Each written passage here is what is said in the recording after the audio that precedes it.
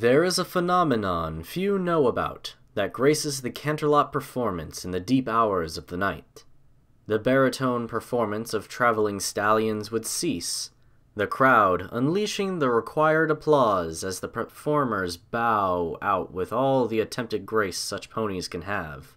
The murmur of small talk and criticism would simmer to nothingness, and as the cleaners swept through the aisles, cleared away the rubbish and ruin of the night, it would begin. Many of the younger or newer staff members had ridiculed Tails away with a sweeping hoof, having heard too many stories of pranks and hoaxes. The high, floating tone of the cello in the breeze would go unnoticed. Many of the staff had surrendered their efforts to find the very obvious hidden gramophone, while others still found the melody too ethereal for their ears. The midnight cleaning staff refreshed its ranks quite often. It was as the cleaners shuffled out the door, elder stallions chided by the young ones for their naivety in believing in spooks and phantoms. With a sigh, the chief caretaker would flick the light switch with a hoof, hoping to prove one day what he felt in his gut. The mystery had persisted through his long service to the company, and would most likely hold until long after. He swept out the door, as was his habit every night. The door sealed away the streetlights beyond, leaving the performance hall bathed in darkness. The cello persisted, lilting through the aisles and rows unheard, a song to no one in particular. An hour would pass in somber symphony, as it had every night before. Then, with little warning and of their own accord, the spotlights would flash onto the stage, the burning light rendering a slim, gray pony.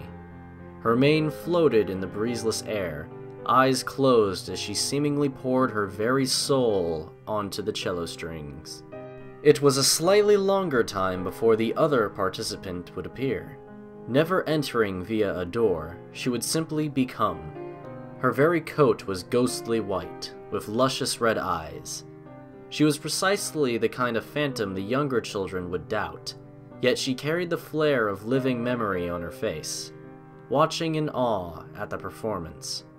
The alabaster ghost settled into a seat, leaning on the chair in front of her to gaze out onto the performer, who wove a musical poem just for her.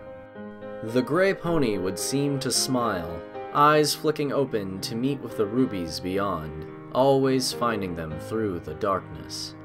The cello would never stop, not now its purpose had been revealed. The mare did not make herself known to the cleaners, because this moment belonged to only one other pony.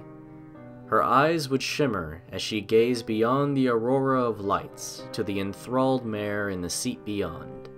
The performance would continue, never tiring. It kept perfect rhythm, yet it seemed to dictate its own. Time became liquid, rushing in some places, and slowing to a trickle in others. It had no meaning to the two ponies in the hall. At long last, however, the performance would cease.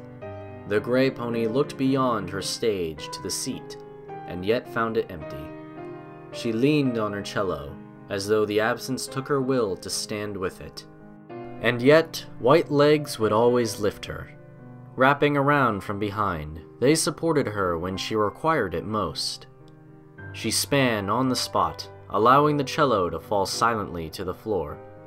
Those eyes awaited her, where they had an unavoidable allure at the distance. At such proximity, they were deep wells. Memories floated within the chasms of her pupils, the only sign of the other world they came from.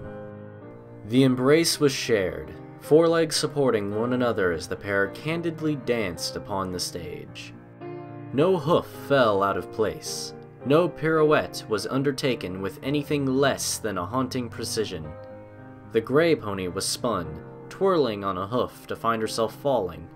A white leg caught her once more, dangling her as the ruby-eyed mare leaned over her. A final, infinite moment was shared between the two timeless pairs of eyes. Hooves caressed manes as the distance closed, and lips met.